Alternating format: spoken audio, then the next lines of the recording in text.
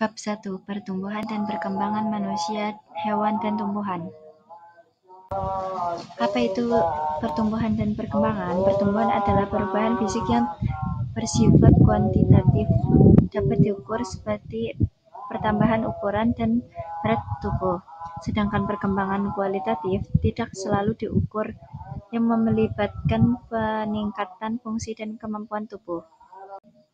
Siklus hidup manusia. 1. Bayi 0-12 bulan. 2. Balita 1-5 tahun. 3. Kanak-kanak 6-10 tahun. 4. Remaja 11-18 tahun. 5. Dewasa 19-50 tahun. 6. Lanjut usia 50 tahun ke atas. Faktor yang mengaruhi pertumbuhan dan perkembangan yaitu faktor internal. 1. Gen. 2. Hormon. 3. Estrogen. 4. Progesteron. Faktor eksternal. 1. Nutrisi, 2. Air, 3. Cahaya matahari, 4. Oksigen dan lingkungan tempat tinggal. Pertumbuhan dan perkembangan hewan. Perkembangan pada hewan. Perkembangan pada hewan adalah bagian penting dari proses pertumbuhan dan perkembangan spesial. Perkembangbiakan dapat terjadi secara aseksual dan seksual.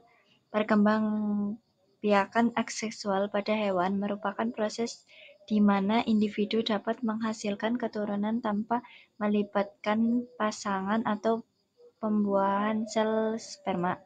Beberapa cara perkembangbiakan aseksual pada hewan. 1. Membentuk tunas. 2. Flegmatis. 3. Partogenesis.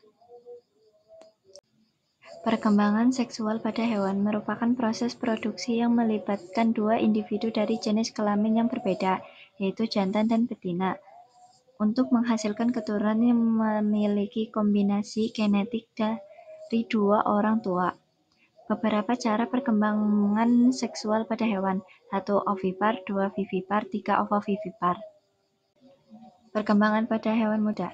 Perkembangan hewan pada hewan muda melibatkan serangkaian perubahan fisik dan biologis yang memungkinkan hewan tumbuh dan mencapai kedewasaan. Udang-udangan. Perkembangan udang, kepiting, dan lobster dimulai dari telur menetas menjadi larva hingga mencapai bentuk dewasa. Setelah dewasa dapat berkembang baik dan hidup di perairan yang kaya makanan seperti laut. Serangga. Pada serangga, perkembangan hewan muda dapat dibagi menjadi dua tipe utama, yaitu metamorfosis tidak sempurna. Amfibi. Amfibi mulai hidup tanpa larva seperti berudu pada katak. Seiring waktu, berudu akan memulai metamorfosis, berkembang menjadi katak dewasa. Pertumbuhan dan perkembangan tumbuhan. Beberapa contoh tanaman biji tumbuhan. 1. Perkecambahan epigeal. 2. Perkecambahan hipogeal biji. 3. Monokotil biji dikotil. Jenis-jenis jaringan meristem. 1.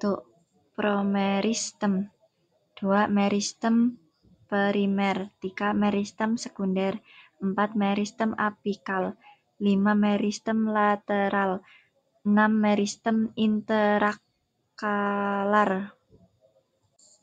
Pertumbuhan dan perkembangan primer. Pertumbuhan primer pada tumbuhan terjadi mulai pembelajaran sel di meristem aplikasi yang terletak di ujung akar dan batang.